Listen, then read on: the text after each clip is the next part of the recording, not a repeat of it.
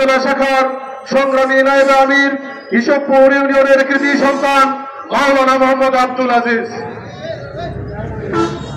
আলহামদুলিল্লাহ রাব্বিল আলামিন, আসসালাতু ওয়াসসালামু আলা সাইয়্যিদিল মুরসালিন ওয়া আলা আলিহি ওয়া সাহবিহি আজমাইন। সমস্ত প্রশংসা সেই মহান আল্লাহ তাআলার জন্য, যে আল্লাহ তাআলা আমাদেরকে দীর্ঘ 17 বছর পরে আজকে এমন একটি গণমিছিল করার সুযোগ করে দিলেন। সেই আল্লাহর শানে শুকরিয়া আদায় করি আলহামদুলিল্লাহ।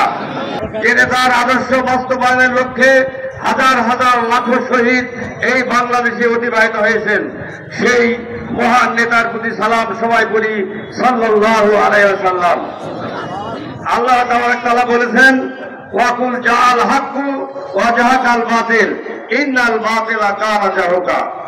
আল্লাহ বলেন, এই সময় যখন আমাদের এখন সময় এসেছে সত্য কথা বলা, নাকি বলেন? দীর্ঘ 17 বছর ধরে আমরা আমাদের বাক শক্তিকে বন্ধ করে দেওয়া হয়েছিল, কথা বলতে দেওয়া হয় নাই। যাদের আমরা কথা বলার সুযোগ পেয়েছি, এই জন্য আমরা দীর্ঘ 17 বছর ধরে আমরা ভোট দিতে পারি নাই। ভোট হয়েছে? হয় নাই। এই জন্য আগামীর সংসদ যে নির্বাচন হবে, এই নির্বাচন একবারে সুষ্ঠু একটা নির্বাচন আমরা উপহার দিতে চাই। আপনাদের ছোট্ট একটা ইতিহাস শোনাই। বলা হয়েছে, পাকিস্তানের প্রধানমন্ত্রী বেনজির ভুট্টো, নাম শুনেছিলেন? এই বেনজির ভুট্টো তাসবি পড়ত, কুরসি উন কুরসি উন কুরসি উন বলে তাসবি পাঠ করত।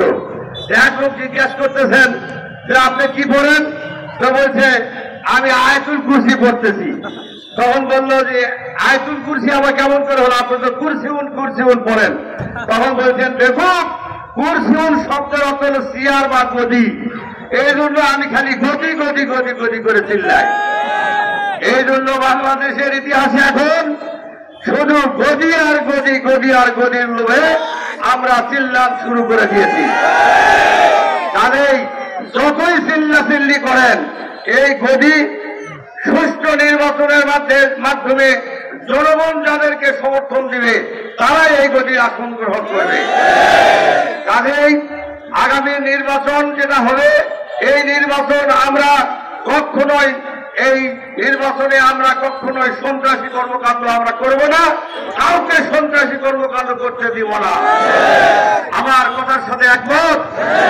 যদি তাই হয়, তাহলে এই বাংলাদেশে আমরা যতই চিল্লাচিল্লি করি না কেন, সুষ্ঠু একটি নির্বাচন আমাদের দরকার।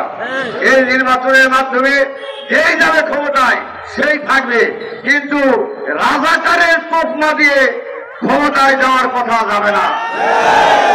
আমরা মুক্তিযুদ্ধকে অস্বীকার করি না। আমি যখন মুক্তিযুদ্ধ হয় তখন আমার বয়স 15 বছর। এরকম অনেক লোক আছে মুক্তিযুদ্ধ দেখেছেন, কিন্তু অধিকাংশ মানুষ এই মুক্তিযুদ্ধ দেখে নাই। কিন্তু 5ই আগস্টে কি ঘটেছে, এই 17 বছর কি ঘটেছে, এইটা তারা দেখেছেন। এই জন্য ওই মুক্তিযুদ্ধ আমরা অস্বীকার করি না, কিন্তু ওই মুক্তিযুদ্ধের তোকমা দিয়ে আর এই বাংলাদেশের মানুষকে বিভ্রান্ত করা যাবে না। কাজেই এই মুক্তিযুদ্ধ হয়েছিল, সেই সময় আমরা দেখেছি সেই মুক্তিযুদ্ধ। এবারও আমরা 5ই আগস্টে আমরা দেখেছি মুক্তিযুদ্ধ। এই যুদ্ধ করে যারা দেশ স্বাধীন করেছেন, আপনারা সবাই এই বিষয়ে অবগত আছেন। এই জন্য আমরা তাদের রুহের মাগফিরাত কামনা করতেছি। যারা যুদ্ধ করতেছিল তাদের জন্য আমরা দোয়া করব। আমরা ওই যে পানির বোতল নিয়ে চিল্লাচিল্লি করতেছিল, ছেলের নাম কি? মুগ্ধ বলতেছিল, কোথায় কার পানি লাগবে, পানি লাগবে কার, এই বলে চিৎকার করতেছিল। এই চিৎকার করতে করতে তাকে শাহাদাত বরণ করতে হয়েছে। আমরা সেরকম বাংলাদেশ জামাত ইসলামী চিৎকার করে বলতে চাই, ভালো মানুষ লাগবে কার, ভালো মানুষ লাগবে কার, আমরাই ভালো মানুষ উপহার দিতে পারি। কেউ ভালো মানুষ উপহার দিতে পারে না। তার প্রমাণ 5ই আগস্ট থেকে এখন পর্যন্ত তা প্রমাণ হয়ে গেছে। আসুন আমরা এই ভালো মানুষের সমর্থন দেই। আগামীর বাংলাদেশ হবে ইসলামী বাংলাদেশ, আগামীর পার্লামেন্ট হবে কোরআনের পার্লামেন্ট। আমরা সবাই মিলে কোরআনের পার্লামেন্ট করার জন্য উদাত্ত আহ্বান জানাচ্ছি। আসসালামু আলাইকুম ওয়া রাহমাতুল্লাহ।